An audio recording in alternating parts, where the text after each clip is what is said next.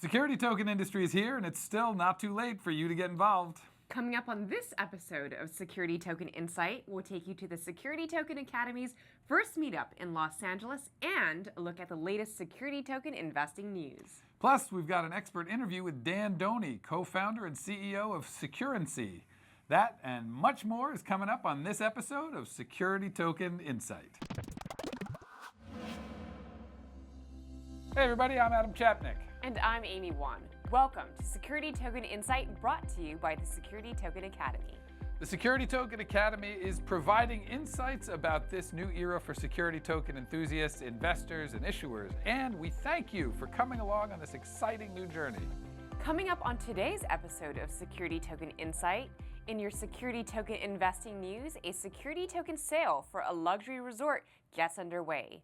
We've got an expert interview with Dan Doney, the co-founder and CEO of Securrency, plus highlights from the Security Token Academy's first security token meetup, and learn about the security token industry launch event set for this October in New York City.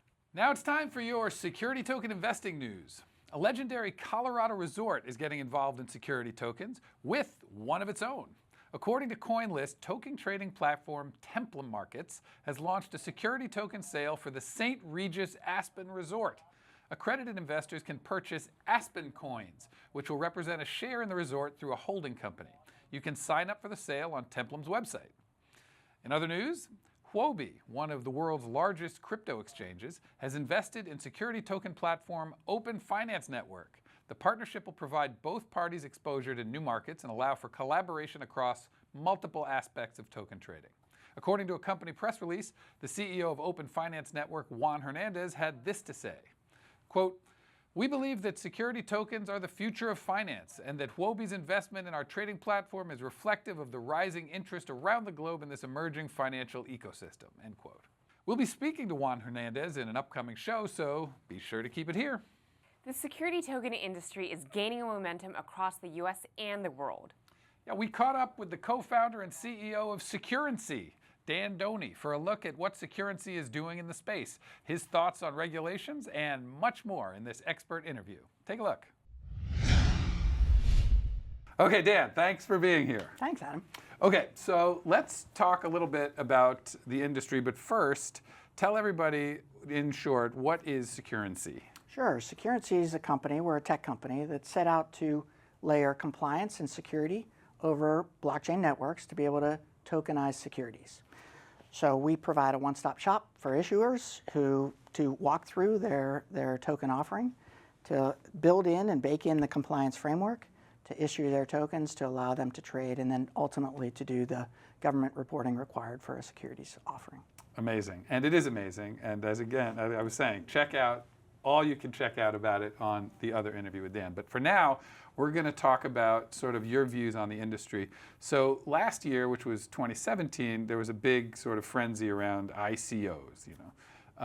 Now, how do you see the STO industry, the security token industry, as different from that? I mean, there's obvious ways, but what's your thinking? Oh yeah, well, so look, if I'm honest, and I don't mean to cast aspersions here, but the ICO industry was largely about avoiding securities laws, and there was a thought perhaps that it was a new world and that compliance didn't matter.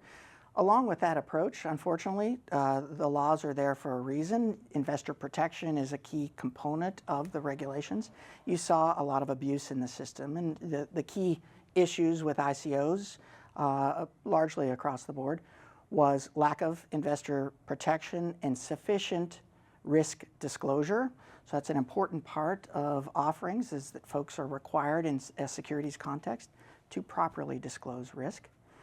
There was a lack of common security standards. So for example, we've subjected our platform to PCI DSS certification. PCI DSS is a robust financial services auditing protocol with independent vetted independent auditors who come in and verify the security posture of your system. It's rigorous. It takes a long time to get through this. It's required for a credit card industry in order to do it. The crypto industry has no parallel to this. And so some folks, they may be very smart, get into the market without sufficient protections, and it's estimated 10 to 20% of value contributed to ICOs gets utterly stolen. So the track record of ICOs, again, because of lack of investor protection, you see many frauds. Again, an estimate of 8 out of 10 being either insufficiently vetted or just altogether bad offerings. The security token model very much is a different framework. It is a model that emphasizes the good things that we know about securities. The regulations are there for a good reason, namely investor protection, fraud prevention, and by embracing those rules, where many folks in the ICO world were looking for ways to avoid them, we embraced them. We ran right towards them, and we figured ways to automate those specific rule sets.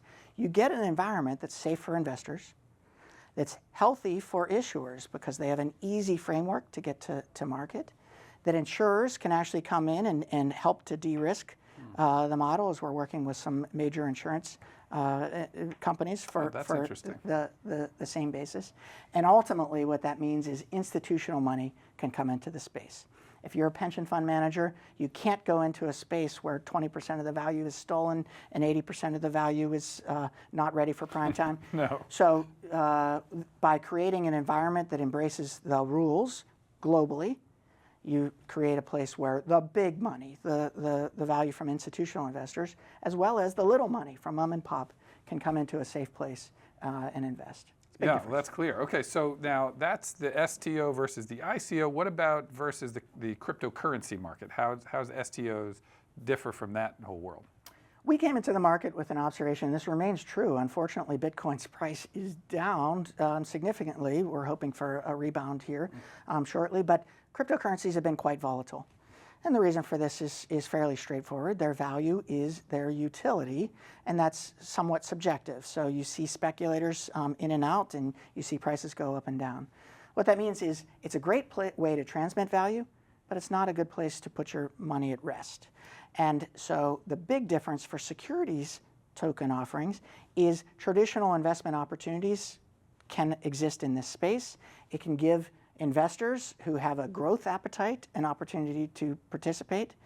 For folks who have an income appetite, who want stable income over time, it gives them an opportunity to participate in this market. So it's pretty different from the cryptocurrency world. They work together. Yes. So we accept, of course, with securities, Bitcoin, Ethereum, they fit together, but they all ride on blockchain networks, but they're very different in terms of the instruments. Yeah, no, that was a great explanation. Okay, so you guys have an unusual place in the ecosystem where you actually work with and understand a lot of different blockchains.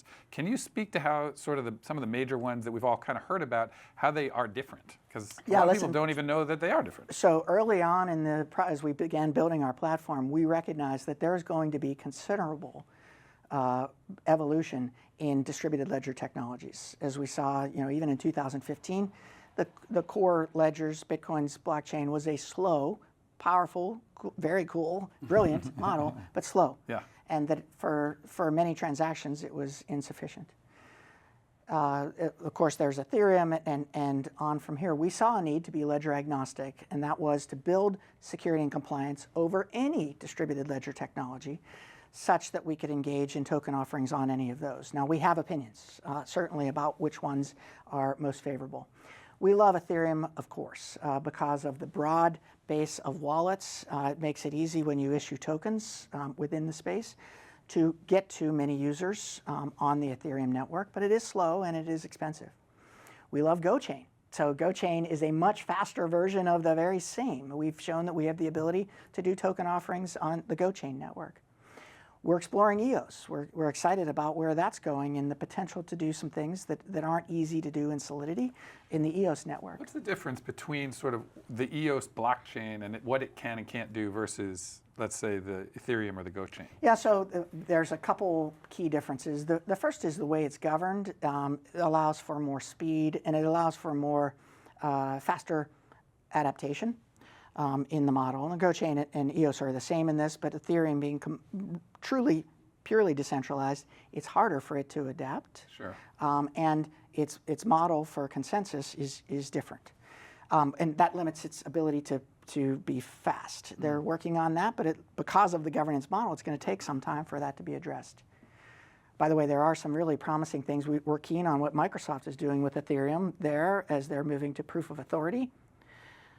That significantly increases the speed of the Ethereum network, and so we're keen. We're watching that closely as we think that's an interesting development.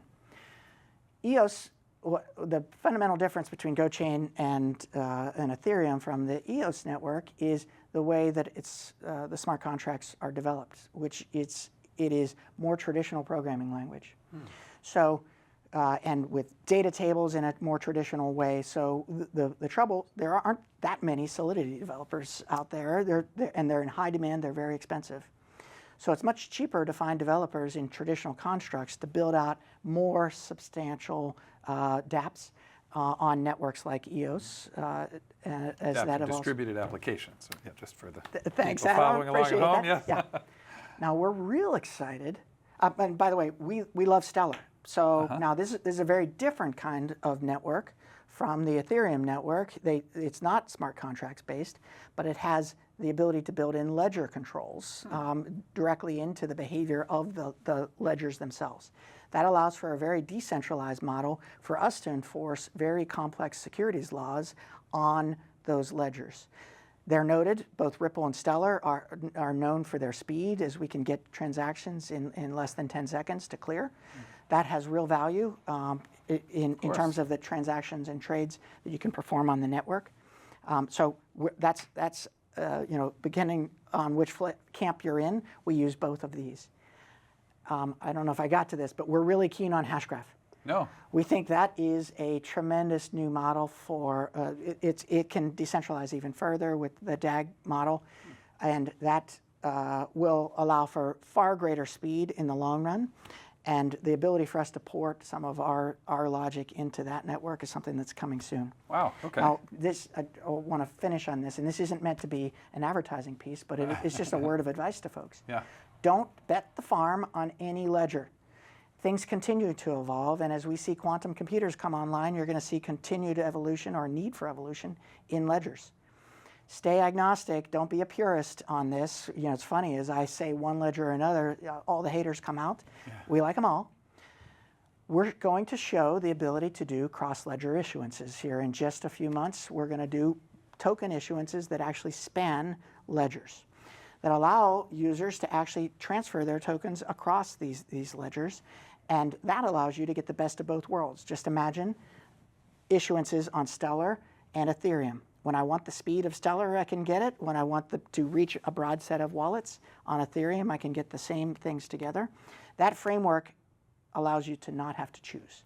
Incredible, incredible. So as far as, and this might, I'm not sure if this will belie my cavemanness again, as I want to do, but as far as smart contracts themselves,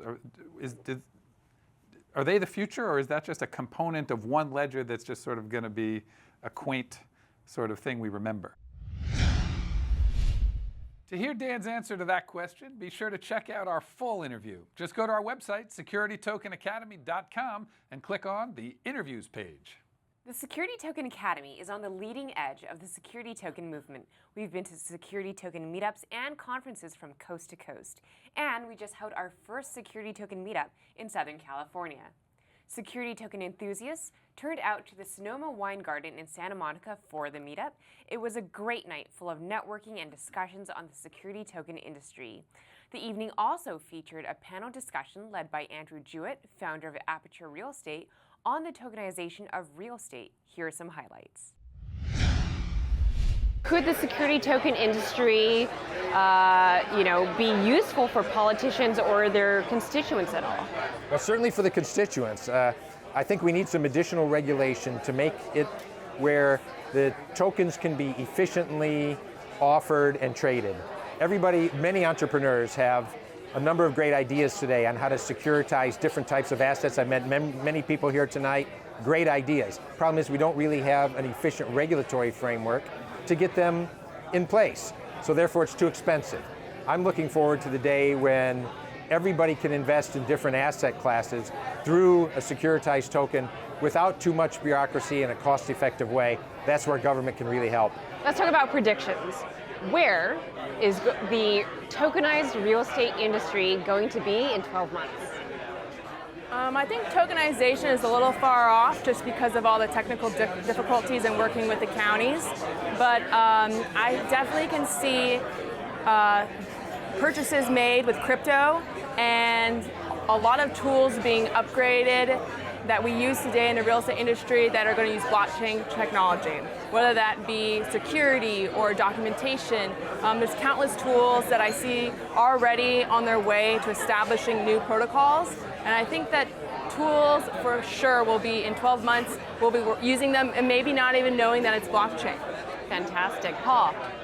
Yeah, it's a good question whenever you talk about predictions. In a completely new asset class that has not actually gone through an economic cycle yet, right? So when we talk about making that prediction, but I'll go out and answer it anyways. I think we're going to be in a slightly better position than we are today because tools will exist. I don't think there's going to be many companies around that are providing, tokenized assets. It's a very, very difficult, time-consuming process. And I think, though, we're going to start to see the emergence of, like Lauren said, some tools that are really going to make the process more efficient and faster. Yeah. So. I think Paul's right. I think until we get some clarity on institutional investors, on regulatory regime, the SEC has been pretty clear on what's going on in the market, but I think there's still a lot of uncertainty from investors about what they're going to do with what happened in 2017, right? There was craziness in 2017, and there's a lot of dust that's got to settle on that front. So I think in 12 months' time, we're going to start to see, hopefully, Property Coin and hopefully Slice will be successful or kind of really starting to get some traction. I think you'll start to see some other, probably more focused on commercial real estate, coming to market. But until such time as we get the institutional investors involved, I think we're on a slow roll towards really sparking this thing off in 12 to 18 months, I think is really the timeline when we'll start to see some real traction. Let's talk for a second about securities, laws and regulations, and tokenization. Do you think we have enough regulation, not enough, or what needs to change in order for this industry to move forward in a responsible fashion? I think one of the things that needs to happen is that we need new regulations that are blockchain company specific. So one of the things that I'm really interested in and I think is a good idea is there's a Digital Currency Act. And that is a proposal by the common laws that society, and it has basically the same organization that proposed the UCC and the states adopted has now basically proposed this law, and the ABA is on board now, and it will standardize money transmission licensing rules across the states so that companies that are in the blockchain space don't have to comply with 50 different laws, but will only have one law that they need to comply with, and it's specific to them so that there are exemptions for blockchain companies so that they are not unnecessarily covered for purposes of licensing, because as it is right now, they may be subject to licensing even if they're just researchers that are transmitting coins. To learn about future meetups, be sure to visit our website and click on the events page. Also, don't forget to check out the Security Token Academy's meetup page. As you know, the Security Token Academy hosted the first ever Security Token Summit in New York City in June. It was the first conference to focus on the emergence of security token trading organizations. This groundbreaking sold-out event brought together the key players in the industry. The best and the brightest spoke at our summit, and we captured it all on video. There were keynote addresses from David Wield, former vice chairman of NASDAQ, and Bruce Fenton, CEO of Chainstone Labs, plus panel discussions, interviews, and much more. You can get an inside view to what the top experts had to say about the future of the security token industry and where security token exchanges and trading platforms are going this year and beyond. You can purchase all of the videos from the event for just $99. As a bonus, you'll also receive free a 1-year membership to the Security Token Academy. We want to let you know that our next event is the Security Token launch in New York City, set for October 4th and 5th. Come together with security token leaders, experts, and enthusiasts to celebrate the opening bell of the security token industry. Yeah, our event will feature industry experts, including ERC20 creator Fabian Vogelsteller and David Wield, former vice chairman of NASDAQ. Highlights include a cruise on the Hudson River on the Spirit of New York yacht during our special networking event to be held Thursday, October 4th. On Friday, October 5th, you'll hear from leaders in the security token industry during our conference at the Conrad, New York City, as we dive into the core foundations of the security token industry. Tickets are on sale right now. Just visit our website and click on the events page to learn more about October's security token industry launch event. We hope to see you there. All right, that's it for today's episode of Security Token Insight. Be sure to follow us on Twitter, Facebook, Telegram, and Medium. And don't forget to subscribe to our YouTube page so you don't miss out on any of our videos and expert interviews. I'm Amy Wan.